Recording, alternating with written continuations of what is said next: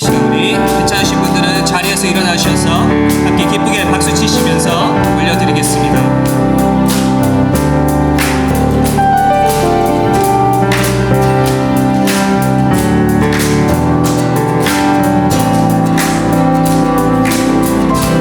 주의 이름 높이며 주의 이름 높이며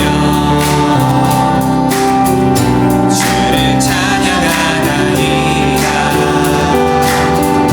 나를 구하러 오신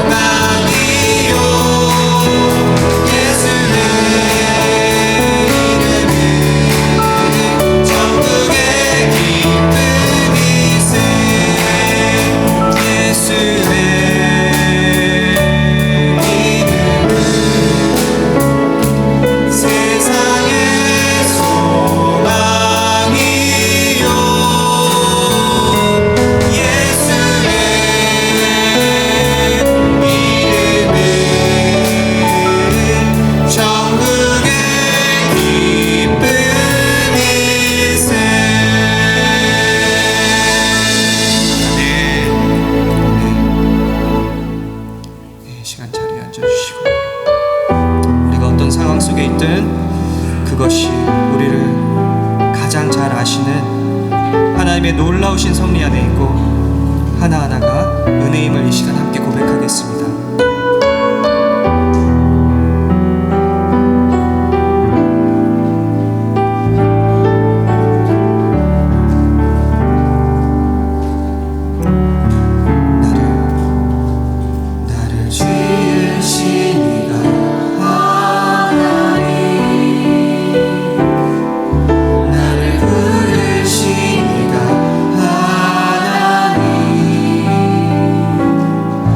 나를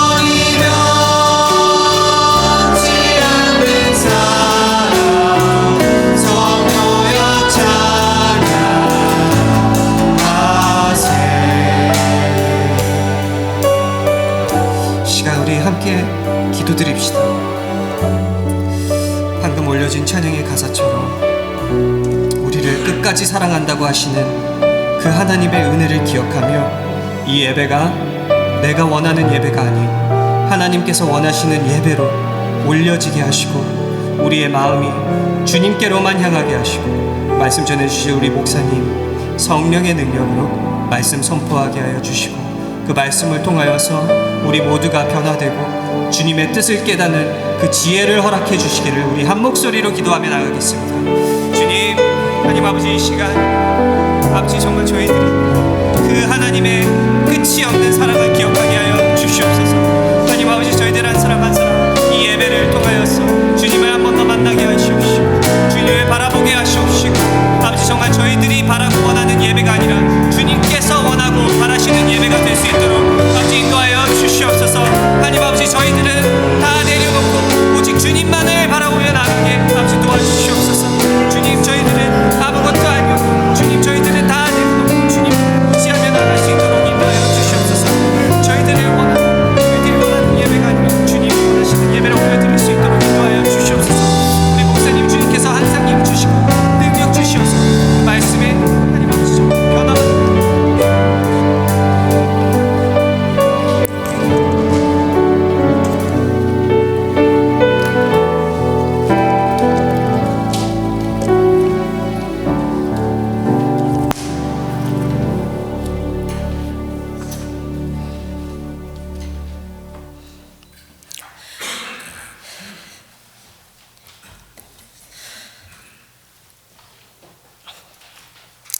살아계셔서 지금 이곳에 우리와 함께 하시는 사랑의 하나님 아버지 감사합니다. 주님을 예배하는 이 순간 주님만을 바라보며 온 마음과 정성을 다하여 주님만을 찬양하며 영광을 올려드리기 원합니다. 한 주간 삶을 살아가며 마음의 주인이시요 삶의 주인이신 주님을 잊고 바쁘게 살아가는 삶 가운데 주님보다 더 많이 마음을 채운 것들이 있음을 고백합니다. 이 시간 연약한 마음을 국률이 보시고 마음을 비우기 원합니다. 진정한 주인 되시는 주님으로 가득 채워지는 은혜를 맛보기 원합니다. 주님의 은혜를 사모하며 이브 예배의 자리에 나온 모든 이들에게 새로운 은혜를 주시기를 원합니다. 각자의 자리에서 섬기는 이들 모두에게 예배를 통하여 하나님과의 만남의 기쁨을 누리게 하여 주옵소서. 또한 섬김의 기쁨을 통하여 서로를 세워나가고 아름다운 교회를 세워갈 수 있게 하여 주시옵소서. 그들 모두의 예배와 섬김이 하나님께 영광을 돌릴 일이 되기를 원합니다. 서로가 주님 주신 은혜와 달란트로 섬기며 교회를 세워가고 하나 되기를 원합니다. 하나님께서 받은 그 크신 사랑으로 서로를 사랑하며 섬기기를 원합니다. 하나님께서 보시기에 아름다운 교회가 되기를 간절히 소망합니다. 이 시간 마음이 연약한 이들, 몸이 연약한 이들에게 성령의 위로하심과 치유하심이 있기를 기도합니다. 예배 가운데 주님을 사모하며 간절히 낫기를 간구하는 이들을 만져주시고 회복의 은혜와 기쁨을 맛볼 수 있기를 원합니다. 우리는 연약하지만 강하고 완전하신 주님의 쓰이심 받으며 감사의 삶을 살아가기 원합니다. 주님 안에서 앞으로 계획되어지는 많은 일들과 행사들이 서로 협력하고 하나 되어 자라나가는 귀한 시간들이 되기를 원합니다. 한 가정 한 가정 하나님께서 새롭게 하시고 함께 모여 나가는 아름다운 공동체 가운데 새로운 은혜와 시작을 주시옵소서. 아름다운 교회를 개척해서 이끌어 오시던 박대호 원로 목사님과 사모님의 건강과 새로운 사역 가운데 은혜가 넘치게 하시고 주님의 길을 끝까지 걸어가실 수 있는 주님 주신 힘이 마르지 않게 하여 주옵소서. 지금 이곳에 영적인 지도라로 세우신 권순혁 담임 목사님께 늘 성령의 충만함을 주시고 살아있는 하나님의 말씀을 능력 있게 선포하며 이끌어 갈 수 있는 힘과 지혜를 주시옵소서. 또한 교육부를 이끌어 가시는 앤드루서 목사님께 다음 세대를 주님 주신 지혜와 사랑으로 품고 이끌어 갈 수 있도록 은혜 주시옵소서. 오늘 말씀이 전해질 때에 이들에게 깨달은 은혜를 주시고 삶의 가운데 아름다운 열매를 맺을 수 있도록 도와주시옵소서. 예배의 끝까지 온전히 주인 주실 주님을 찬양합니다. 주님 홀로 영광 받으옵소서. 감사드리며 예수님의 이름으로 기도드립니다. 아멘.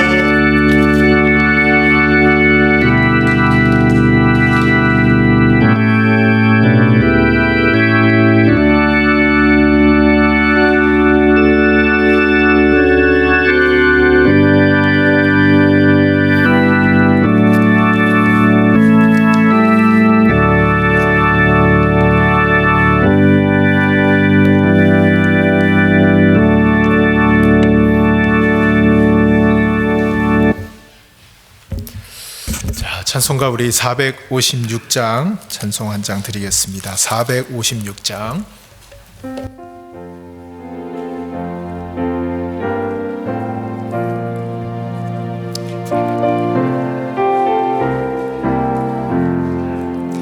거친 세상에서 실패하거든 그 손 못 자국 만져라. 고된 일 하다가 힘을 얻으니 그 손 못 자국 만져라. 그 손 못 자국 만져라. 그 손 못 자국 만져라. 우리가 널 지키며 인도하시니 그 손 못 자국 만져.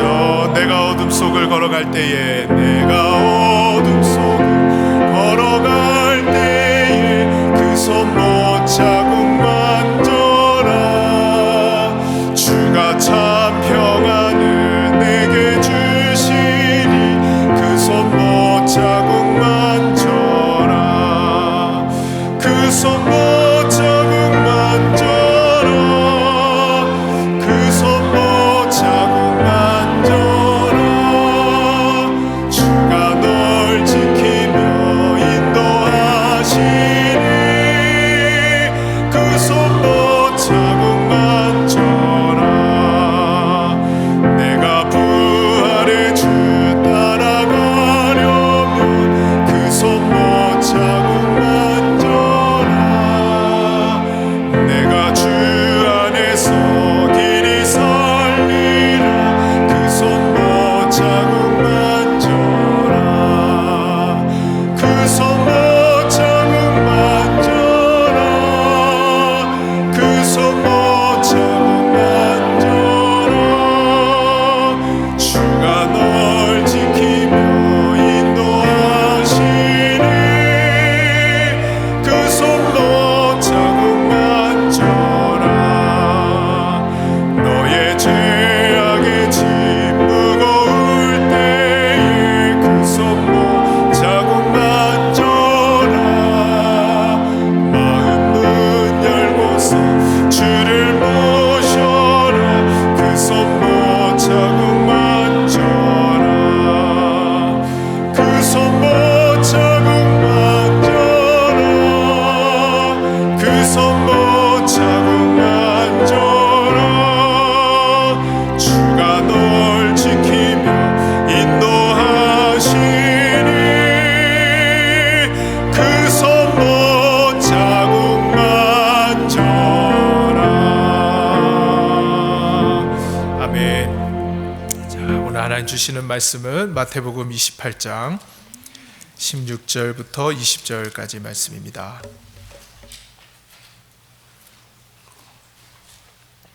자, 신약성경 52면에 있습니다. 마태복음 28장 16절부터 20절 우리 한 절씩 교독하겠습니다. 11 제자가 갈릴리에 가서 예수께서 지시하신 산에 이르러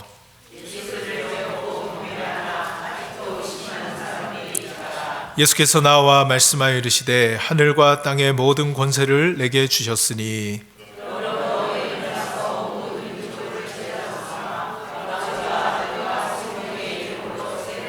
다 같이 내가 너희에게 분부한 모든 것을 가르쳐 지키게 하라. 볼지어다 내가 세상 끝날까지 너희와 항상 함께 있으리라 하시니라. 아멘. 자, 우리 옆에 분들 같이 한번 인사하겠습니다. 참 잘 오셨습니다. 반갑습니다. 자, 우리 함께 만나게 된 거 너무나 기쁘고요. 특별히 예배 시간은 또 하나님을 만나는 시간인 줄로 믿습니다. 하나님의 임재와 영광이 이곳에 가득하여서 그 하나님의 넓으신 품 안에 들어가고 또 하나님을 체험하는 복된 예배가 될 수 있기를 주님의 이름으로 축원드립니다. 자, 오늘 말씀에서 예수님은 십자가에 달려 돌아가신 후에 갈릴리에서 한 산에서 이 11제자를 만나시는 장면을 만나보게 됩니다. 예수님이 십자가에 달리시기 전에 내가 부활한 이후 갈릴리에 먼저 가 있겠다 말씀을 하셨습니다. 그리고 11제자가 예수님의 부활하신 그 다음 날 이 갈릴리로 가게 되었고요. 그곳에서 11제자, 아마도 가룟 유다는 빠져 있겠죠. 그리고 11제자를 어느 산인지 정확히 명칭이 되어 있지는 않습니다. 갈릴리의 한 산에서 만나시게 되고 중요한 명령을 주고 계시게 됩니다. 자, 오늘 말씀을 보니까 제자들이 예수님을 배웁고 경배했다고 말씀을 하고 있습니다. 그리고 마태가 이어서 기록한 것이 여전히 제자들 중에는 의심하는 자가 있더라라고 말씀을 했습니다. 여러분, 왜 마태가 이 의심하는 자가 몇 명 아직 있더라라고 이것을 굳이 기록을 했을까요? 이게 뭐 좋은 일이라고. 여러분 어떠세요? 예수님을 믿는다는 거, 언제나 여러분 믿음이 충만해서 나는 언제나 예수님을 믿습니다, 그렇게 되는 경우가 아멘 하셔서 이게 할 말이 없네요. 때로는 우리도 이 믿음이 의심이 가고 믿음이 약해질 때가 있잖아요. 자, 이런 걸 한번 생각해 봅시다. 내 눈앞에서 도저히 믿을 수 없는 일이 벌어졌다고 생각해 보세요. 여러분, 그 광경을 보면서 이거는 당연히 일어나는 일이, 아무렇지 않게 그 광경을 볼 수 있을까요? 심지어 오늘 죽은 사람이 눈앞에서 나타났습니다. 장례식장에서 갑자기 관에서 벌떡 일어나면 여러분들 그걸 당연히 이런 일이 일어날 수 있지라고 할 수 있으시겠어요? 당연히 당황스러울 수밖에 없고 당연히 인간이기 때문에 그 상황이 의심스러울 수밖에 없는 것이죠. 자, 마태가 이것을 의심하는 제자가 아직 있더라라는 것은 오히려 부활의 사실을 의심하도록 만들려고 적은 것이 아니라 오히려 이것이 너무나도 당연한 반응이기 때문에 이 부활의 사실을 더욱 증명하기 위해서, 이 제자들이 여전히 의심했다라는 것은 이 부활의 사실이 정말 사실이었다라는 것을 더욱 강화해주는 역할을 한다는 것입니다. 여러분, 우리 주님은 부활하셨습니다. 제자들이 오히려 의심했다는 것이 정말 예수님 부활하신 거예요. 어떻게 이런 일이 일어날 수 있겠습니까? 자, 이렇게 부활하신 예수님이 이제 11제자를 만나시면서 마지막 명령을 주고 계십니다. 그것이 오늘 18절에서 20절까지의 말씀인데요. 자, 우리 같이 다시 한번 읽어보도록 하겠습니다. 18절에서 20절까지 시작. 예수께서 나와 말씀하여 이르시되 하늘과 땅의 모든 권세를 내게 주셨으니 그러므로 너희는 가서 모든 민족을 제자로 삼아 아버지와 아들과 성령의 이름으로 세례를 베풀고 내가 너희에게 분부한 모든 것을 가르쳐 지키게 하라. 볼지어다 내가 세상 끝날까지 너희와 항상 함께 있으리라 하시니라. 아멘. 자, 여러분, 이건 예수님께서 제자들에게 주신 가장 크고 중요한 명령이었습니다. 그래서 성경은 이것을 대사명이다, The Great Commission이다 라고 이야기를 합니다. 또한 이 명령은 예수님이 하늘로 승천하시기 전에 마지막으로 주신 명령이기 때문에 더욱 이 명령은 중요한 명령입니다. 자, 그러다 보니 이 명령을 수많은 사람들이 듣고 감명을 받았어요. 그래서 수많은 사람들이 이 말씀을 통해서 순종하는 마음으로 선교지로 땅끝까지 그렇게 복음을 들고 가시는 분들이 굉장히 많았습니다. 그래서 실제로 선교사님들이 이 교회를 방문해서 선교 보고를 하시거나 또 집회를 하실 때 또 많이 인용하시는 말씀 중에 하나가 이 마태복음 28장 16절에서 20절 말씀이기도 합니다. 자, 그러다 보니 생각지 못한 어떤 일이 발생을 하게 되는데요. 그것은 이 말씀이 우리와는 조금 거리감이 느껴지는 거예요. 선교사님이나 목회자분들은 이 말씀을 듣고 세례를 베풀고 이렇게 땅끝까지 복음을 들고 가는데, 자, 우리 같은 이런 평범한 사람들, 자, 이 말씀을 들을 때 굉장히 이 말씀은 특별한 사람들에게만 주어진 것 같은, 도대체 이 말씀을 어떻게 우리의 삶에 적용을 해야 할 것인가 하는 질문이 생기는 거죠. 자, 저도 이 마태복음을 쭉 읽어가면서 분명히 중요한 말씀이고 예수님이 마지막으로 명령하신 말씀인데 여전히 변치 않는 명령이지만 도대체 이 말씀을 이 라스베가스에서 이 한인 교회를 목회하는 목회자로서 이 말씀을 도대체 어떻게 지켜야 하는가? 저도 이렇게 괴리감이 느껴졌고 여러분들도 이것이 주님의 정말 명령이라면 이것을 도대체 어떻게 우리 삶에 적용을 할 수 있겠냐라는 것입니다. 자, 이 말씀을 우리의 삶에 그래서 적용하고 이 말씀을 실천하기를 원하는데요. 자, 이 말씀 우리가 적용하면서 먼저 우리에게 물어봐야 할 질문이 있습니다. 그것은 과연 나는 예수님의 팬인가 제자인가 하는 질문입니다. 여러분, 우리는 예수를 믿는다고 하지만 우리의 정체성이 무엇이냐라는 것입니다. 여러분은 예수님의 팬입니까? 아니면 예수님의 제자입니까? 켄터키 루이빌에서 목회하시던 카일 아이들먼 목사님이라는 분이 계셨는데요. 이분이 Not a Fan이라는 책을 한 권 쓰셨어요. 이 책이 아주 베스트셀러고 또 많은 사람들에게 읽혀졌습니다. 자, 여기서는 이 중요한 질문을 던지고 있는 것입니다. 당신은 예수님의 팬입니까? 아니면 제자입니까? 자, 그 책의 내용 중에 일부분을 여러분들에게 좀 말씀드리고 싶습니다. 예수를 따르는 제자라고 자신 있게 말하면서 그 말의 진정한 의미는 모르는 사람이 많다. 예수님이 가르쳐 주신 제자의 길을 제대로 알고 나면 당장 떠날 것이다. 예수님의 제자로 자처하는 사람은 널려 있지만 예수님과의 관계를 진지하게 돌아보고 나서도 자신 있게 제자라고 말할 사람은 많지 않을 것이다. 그들은 그냥 팬이다. 팬에 대한 가장 기본적인 사전적 정의는 누군가를 열정적으로 좋아하는 사람이다. 팬은 어디까지나 팬일 뿐이다. 마찬가지로 예수님 주변에도 팬은 많다. 팬은 일이 잘 풀릴 때는 예수님을 응원하지만 반대 상황에 이르면 언제 그랬냐는 듯이 몸을 돌려 다른 사람에게 들러붙는다. 팬은 예수님에 관해서는 모르는 게 없어도 그분을 개인적으로는 알지 못한다. 이 책의 내용 중 일부입니다. 여러분, 오늘 예수님의 명령이 제자들에게 주어졌다는 것이 굉장히 중요합니다. 그리고 이 명령은 제자를 만들라는 것이었습니다. 여러분, 다시 말해 제자에게 제자를 만들라라고 지금 말씀하고 계시기 때문에 이 명령은 제자에게 주신 명령인데 과연 우리는 먼저 예수님의 나는 팬으로 살아왔는지 예수님의 제자로 살아왔는지 이 부분에 대한 질문을 우리에게 던지고 이 정체성에 대해서 분명히 해야 한다는 것이죠. 자, 그렇다면 여러분, 누가 예수님의 제자가 될 수 있겠냐는 겁니다.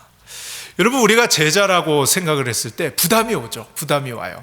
어떤 자격이 있어야 될 것 같고 어떤 조건이 갖추어져야 이 제자로서의 삶을 살아갈 수 있을 것 같다라는 생각이 들 수 있는데요. 그렇지만 아니라는 것입니다. 이 예수님의 제자들을 살펴봤을 때 우리들도 얼마든지 제자가 될 수 있다라는 것이죠. 여러분, 예수님의 제자들 중에 베드로와 안데로와 야고보와 요한, 직업이 뭐였을까요? 자, 베드로의 직업, 어부였습니다. 이 네 사람은 어부였어요. 그리고 도마는 정확하게 직접적으로 직업에 대해서 나와 있지 않지만 이 도마도 이 여러 정황상 어부였을 것이라고 추정이 됩니다. 자, 또 한 인물, 여러분, 마태, 오늘 이 말씀을 기록하고 있는 마태는 직업이 세리였습니다. 여러분, 세리는요, 당시에 손가락질을 받고 같은 민족끼리 돈을 착취해서 이 로마에게 잘 보이기 위해서 굉장히 사람들이 미워했던 그런 사람이 바로 이 마태였다는 거예요. 자, 또 한 사람은요, 여러분, 가나나인 시몬. 저는 처음에 오타가 난 줄 알았어요. 가나인 시몬, 뭐 가나 사람인가? 근데 잘 보니까 가나나인 시몬이라고 써 있거든요. 그럼 가나나라는 동네가 있었나? 여러분, 가나나인이라는 것은 질럿, 열심당원이라는 뜻이 있습니다. 자, 정치인이었다는 거예요. 정치인. 당시에 로마의 속박을 받고 있었는데요. 이 로마의 속박으로부터 정치적인 힘을 키워서 이것으로부터 벗어나려고 굉장히 운동했던 정치가였던 사람이 바로 시몬이었다는 거예요. 자, 각자의 면면을 볼 때 굉장히 자신의 삶을 평범하게 그렇게 살아가던 사람들이 바로 예수님의 제자였다는 것입니다. 여러분, 이 지금 제가 말씀드린 사람 빼고는 나머지는 무슨 직업이 뭐였는지도 나와 있지 않아요. 그것은 아마도 정말 지극히 평범했던 사람들이었을 것이다. 우리는 생각해 볼 수 있는 거죠. 여러분, 여기서 특출난 사람이 한 사람이라도 있었습니까?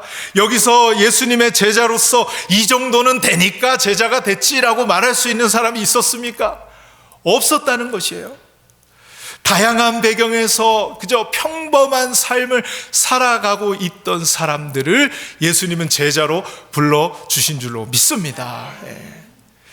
여러분, 왜 이런 사람들을 제자로 삼으셨을까요? 왜 모든 조건을 갖춘 사람들, 또 엘리트 집단들, 또 많은 것을 가진 사람들을 부르시면 더 효과적으로 예수님의 일을 하실 수 있지 않으셨을까요? 그렇지 않다라는 겁니다.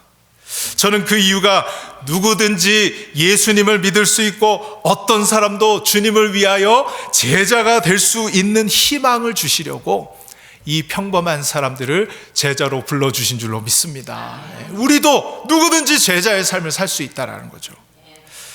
자, 여기서요, 이 평범하고 아무 능력이 없는 자라 할지라도 예수님께서 제자로 부르시고 중요한 일을 맡기실 수 있었는 데는 다 이유가 있고 근거가 있었습니다.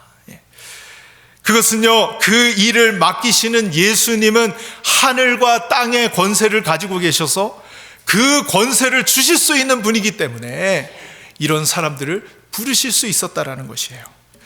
여러분, 그런 점에서 제자는요, 자신의 힘으로 주님의 일을 하는 사람이 아닙니다. 주님이 주시는 권세로 주님의 일을 하는 사람들이 제자인 줄로 믿습니다. 여러분, 오늘 18절 말씀해 보니까요, 하늘과 땅의 모든 권세를 내게 주셨으니 라고 말하고 있어요. 하늘과 땅의 모든 권세를 내게 주셨다.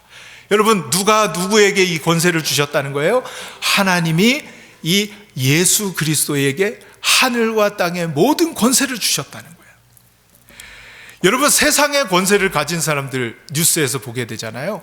자, 미국이나 러시아나 중국, 대단한 나라들이죠. 자, 이 나라의 권세를 가진 사람들을 보세요. 얼마나 무시무시한 무소불위의 권세를 가졌잖아요.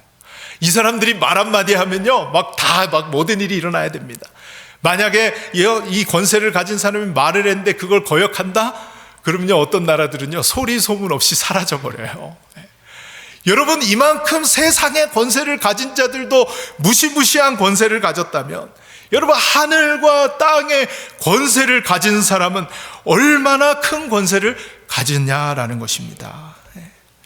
여러분, 빌립보서에서 하나님께서 예수님께 하늘과 땅의 권세를 주셨다는 말씀을 이렇게 표현하고 있어요.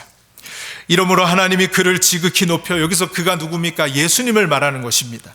예수님을 하나님이 지극히 높여 모든 이름 위에 뛰어난 이름을 주사 하늘에 있는 자들과 땅에 있는 자들과 땅 아래에 있는 자들로 모든 무릎을 예수의 이름에 꿇게 하시고 모든 입으로 예수 그리스도를 주라 시인하여 하나님 아버지께 영광을 돌리게 하셨느니라. 할렐루야. 모든 이름이 하늘에 있는 자나 땅에 있는 자나 땅 아래에 있는 자나 모든 인류를 얘기하는 거예요. 그 발 앞에 무릎을 꿇을 수밖에 없다. 여러분, 그 무시무시한 세상의 권력자들도 장차 우리 주님이 오셨을 때 그 무릎에 무릎을 꿇을 수밖에 없는 권세를 우리 주님이 하나님께 받았다는 사실을 믿으시기 바랍니다. 하늘과 땅의 권세, 하늘과 땅의 권세. 여러분, 예수님은 하나님께 받아가진 이 권세를 가지시고 이 제자들에게 그 권세를 주셔서 주님의 일을 하게 하시는 것입니다. 여기까지 말씀을 통해 여러분, 저와 여러분이 예수님의 제자로 부르심을 받았다는 것, 그렇게 예수님의 제자로 살아갈 수 있다는 것 믿으시기를 바랍니다.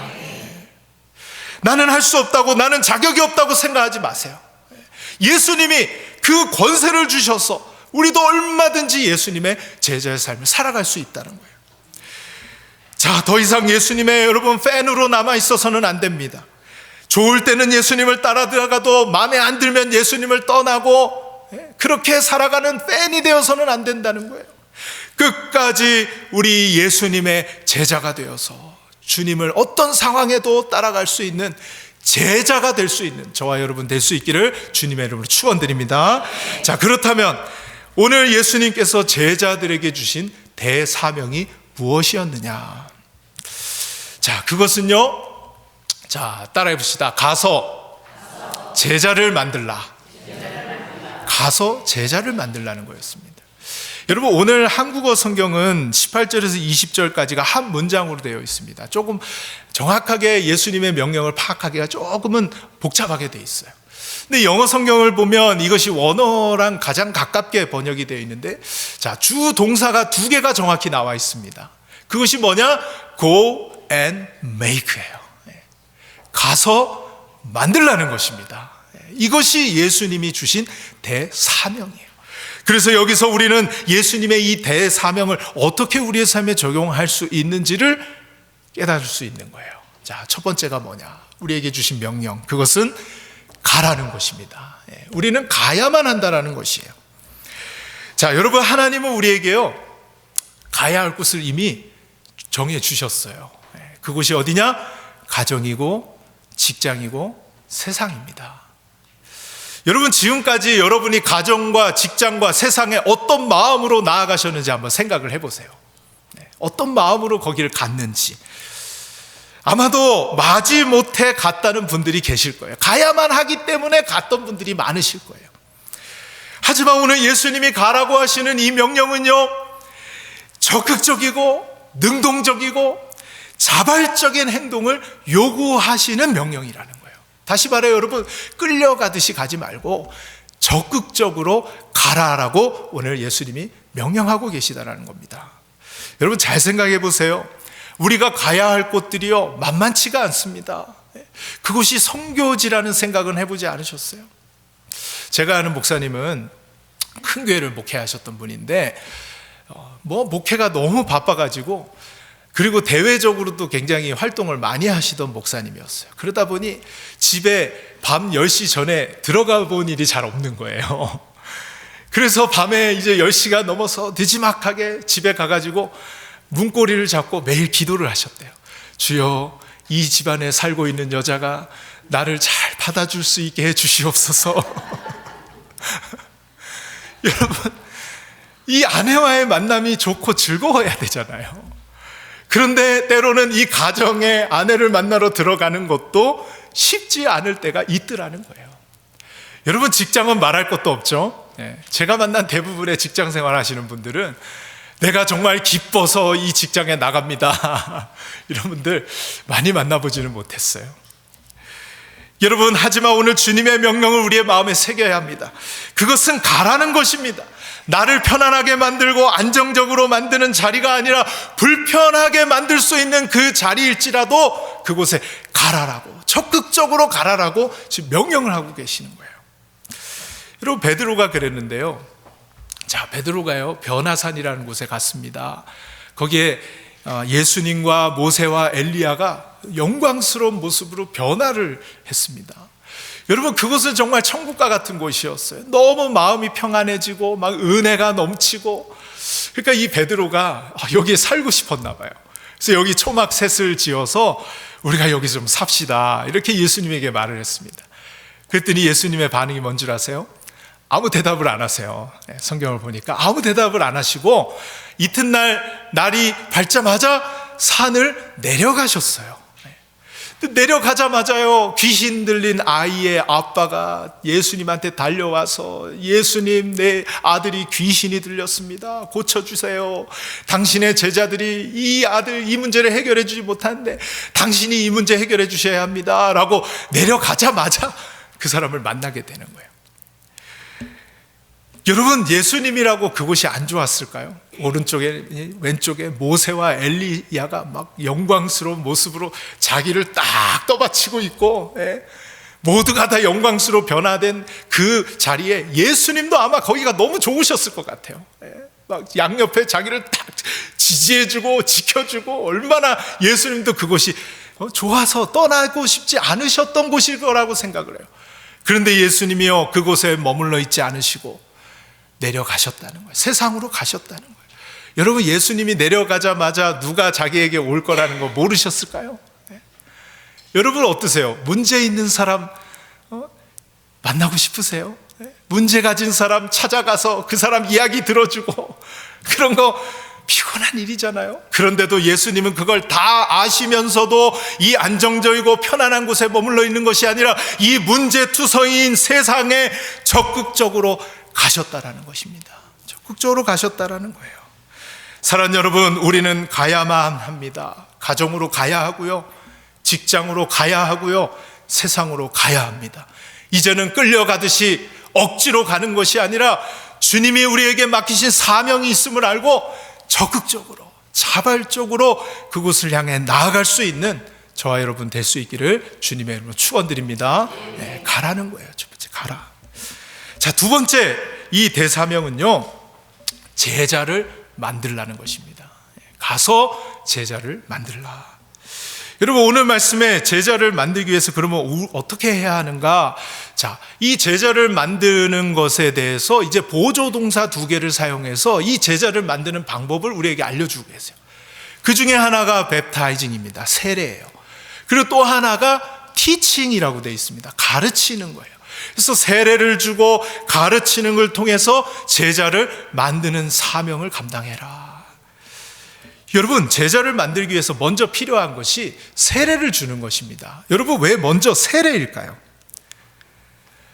여러분, 그것은요, 세례가 주는 의미를 알면 그것을 알 수 있는데요. 자, 세례는요, 죽음을 의미합니다. 죽었다는 거예요.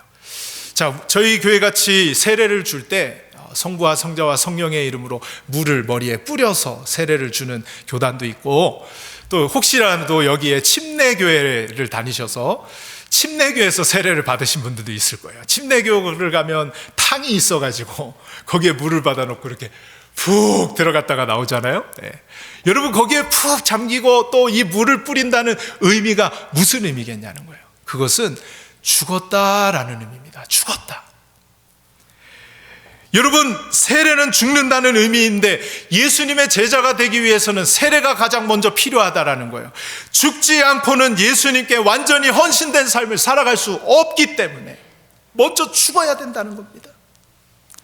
내가 살아있는 한 예수님의 뜻은 나타날 수가 없어요. 내가 살아있는 한 제자는 더더욱더 될 수 없는 것입니다.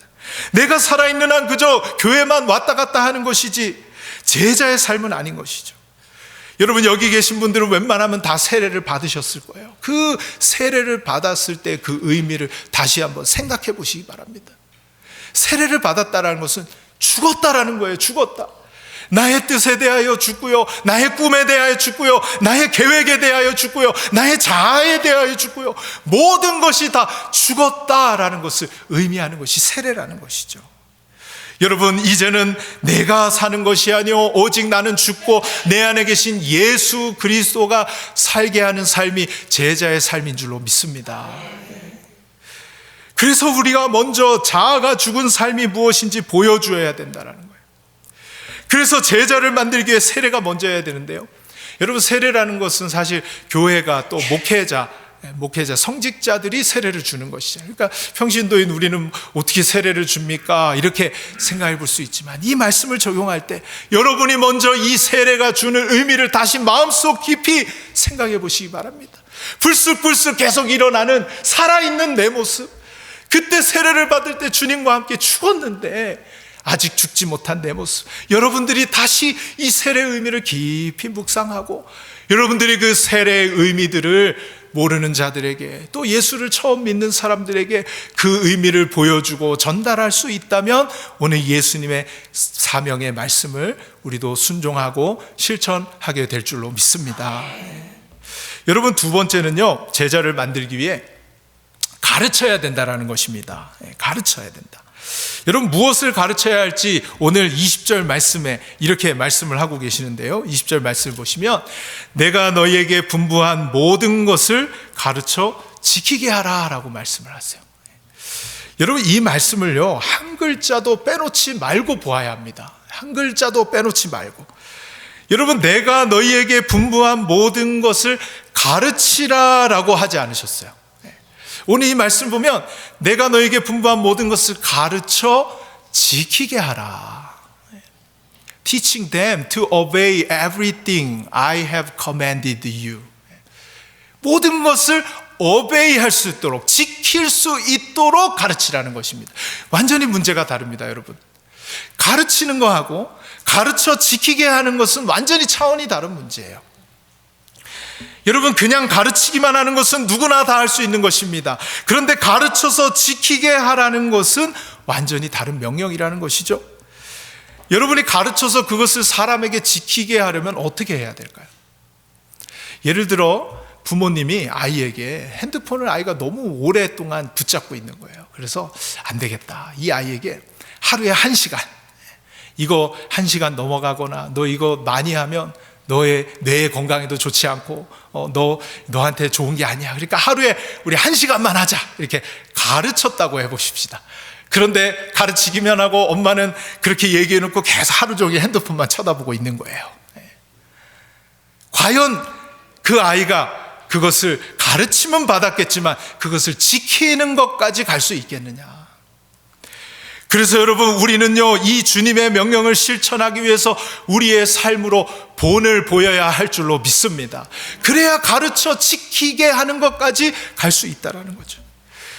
여러분, 솔직히 말해 우리는 이 땅에서 완벽한 삶을 보여줄 수는 없을 거예요. 하지만 말씀에 순종하고자 애를 쓰고 몸부림치는 모습은 우리가 보여줄 수 있을 것입니다.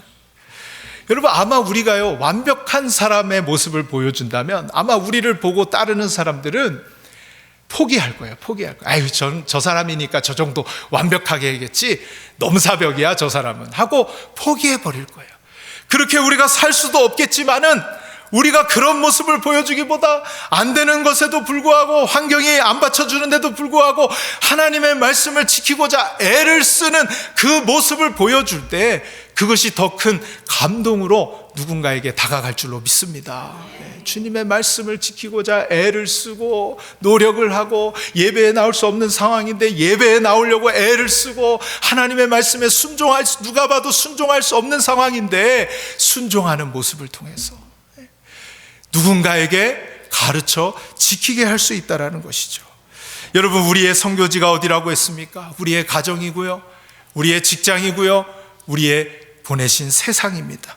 여러분, 우리의 보내신 모든 곳에서 주님의 말씀을 순종하고자 애쓰는 모습을 통해서 누군가를 주님의 말씀을 가르쳐 지키게 하는 그 제자로 만들 수 있는 삶을 저와 여러분 살아갈 수 있기를 주님의 이름으로 축원드립니다. 자, 제자를 만드는 주님의 이 대사명을 이루기 위해서 마지막으로는 주님의 권세를 덧입어야 합니다. 주님의 권세를 덧입어야 돼요. 자, 제자들은 여러분 이 명령을 들었습니다. 가서 제자를 만들라는 명령을 받았어요. 여러분, 이렇게 명령을 받았으면 바로 가야 되잖아요. 예수님의 명령이잖아요. 그런데 바로 가지 않았다는 점에 우리는 주목해서 봐야 됩니다. 자, 왜냐하면 예수님이 오늘 이 대사명을 주심과 더불어 또 다른 명령을 하나 또 주셨어요. 자, 그 명령이 뭐냐? 바로 사도행전 1장 4절에서 5절의 명령이었는데요. 자, 같이 한번 읽어보겠습니다. 사도와 함께 모이사 그들에게 분부하여 이르시되,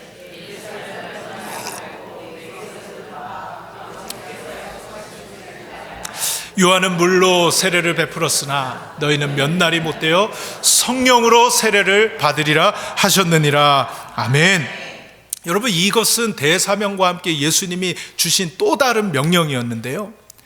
자, 기다리라는 것입니다.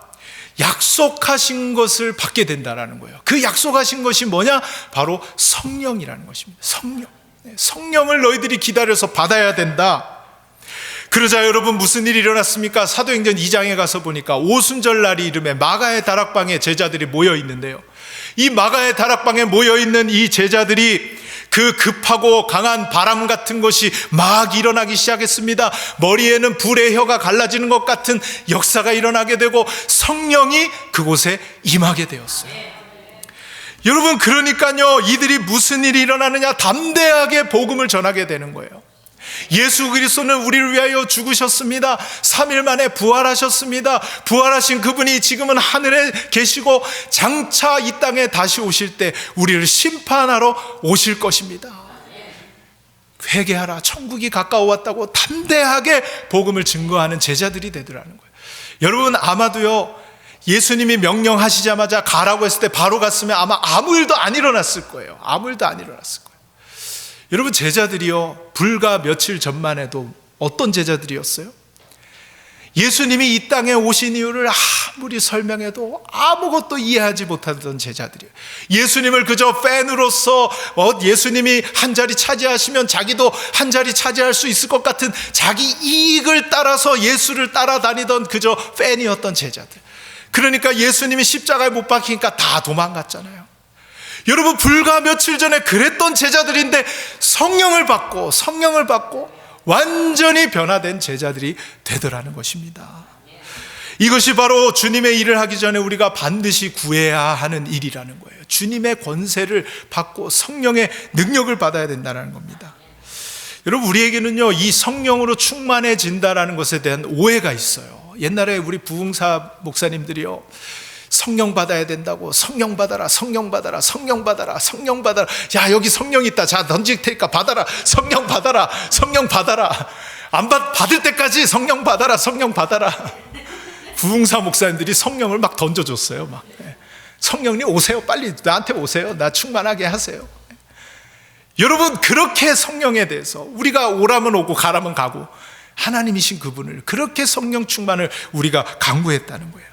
여러분, 성령님은 이렇게 조종해도 되는 분이 아니라 성령 충만이라는 것은요, 성령님이 나를 완전히 지배하게 하시는 것이 성령 충만인 줄로 믿습니다.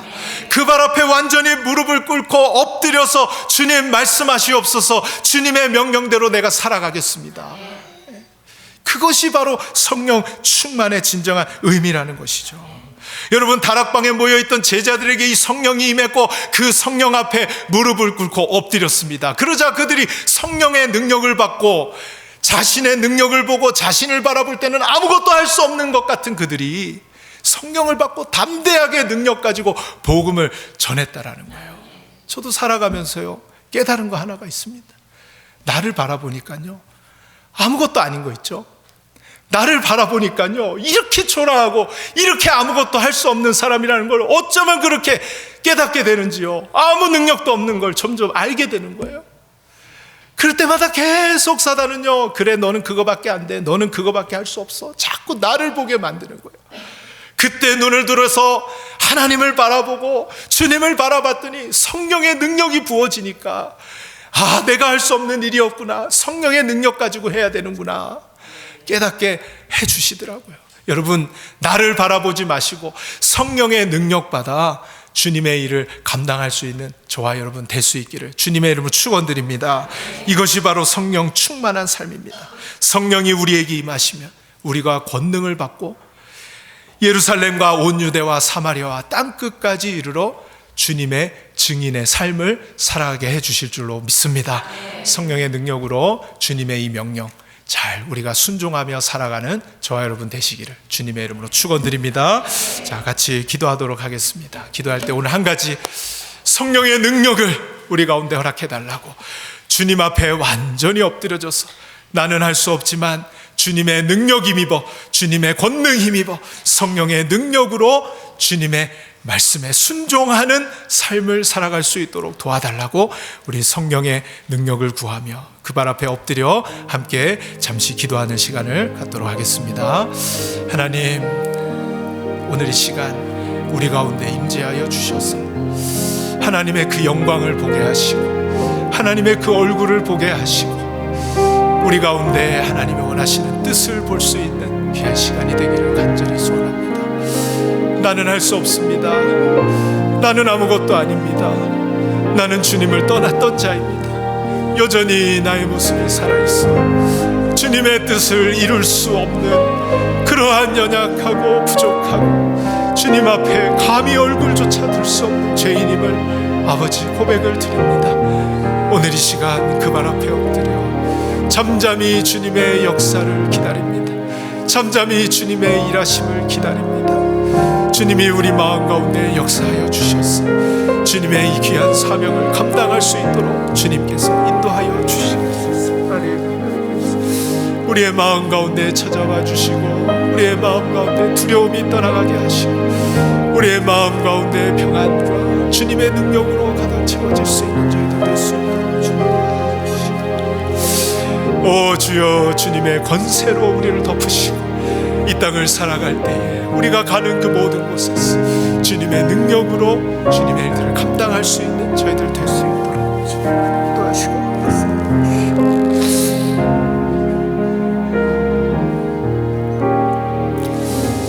하나님 감사합니다. 아무것도 할 수 없는 저희들, 아무 능력도 없는 저희들, 죄악 가운데 빠져서 나의 욕심과 나의 유익을 위해서 살아왔던 저희들, 주님 저희들을 불쌍히 여기시고 다시 한번 이곳에 찾아와 주셔서 주님의 제자로서의 삶을 말씀하여 주시고 주님의 길을 걸어갈 수 있도록 다시 한번 우리에게 기회를 허락하여 주심을 감사를 드립니다. 하나님, 우리가 가라고 하시는 이 명령 앞에서 또 주저하게 됩니다. 또 두려워하게 됩니다. 하나님, 우리를 보내신 그곳에 나아갈 때 저희는 할 수 없지만 주님이 오늘 이 시간 우리의 마음속에 역사하여 주시고 주님의 권세로 다시 한번 우리 가운데 부어주셔서 그 능력 붙들고 우리를 보내신 곳에 담대하게 나아갈 수 있도록 주님 우리 마음 가운데 역사하여 주시옵소서. 나를 바라보던 그 시선을 주님을 향하여 돌릴 수 있도록 우리의 시선을 돌려주시고 주님을 바라보며 나아갈 때에 하늘에서 주시는 그 능력과 하나님의 비전을 품고 소망 가운데 다시 한번 전진할 수 있는 저희들 될 수 있도록 주님께서 인도하여 주시옵소서. 우리가 밟는 모든 땅이 하나님의 나라가 되기를 원합니다. 주님의 온전한 통치가 있기를 원합니다. 주님의 나라가 이루어지는 일에 우리를 보내셨사오니 우리를 사용하여 주옵시고 우리가 주님의 뜻에 순종하는 삶을 통하여 또 다른 주님의 원하시는 열매를 맺는 귀하고 복된 삶으로 우리를 사용하여 주시옵소서. 오늘 마음의 두려움과 어둠 가운데 사로잡혀 있는 자들 주님의 빛으로 비추어 주셔서 그 모든 어둠과 두려움이 떠나가게 하여 주옵시고 삶의 문제로 허덕이는 자들 주님이 오셔서 치료하여 주시기를 원합니다. 해결해 주시는 놀라운 역사를 체험하며 살아가는 복된 인생이 되게 하여 주시옵소서. 주님께 모든 영광 올려드리오며 예수님의 이름으로 기도드리옵나이다. 아멘. 하나님 감사합니다. 오늘 특별히 이렇게 마태복음 말씀을 통하여 다시 한번 저희들에게 새로운 사명을 알게 해주심을 감사합니다. 이 말씀을 듣고 저희들이 세상에 나가서 살아갈 때 이 말씀을 기억하고 이 말씀대로 살기를 원하고 또 삶의 현장에서 부딪히는 많은 것들을 이 말씀을 통하여 다시 한번 되새기며 참된 죄자의 삶을 살아갈 수 있도록 하나님의 은혜를 베풀어 주옵소서. 아멘. 이제는 우리 주 예수 그리스도의 은혜와 하나님 아버지의 극진하신 사랑과 성령의 감화 감동 교통 충만하심이 오늘 이 말씀을 듣고 다시 한번 결정하며 결단하며 교회 문을 나서는 성도들 머리 위에, 가정 위에, 자녀들 위에, 직장 위에, 그리고 사업체 위에 항상 함께 있을지어다. 아멘.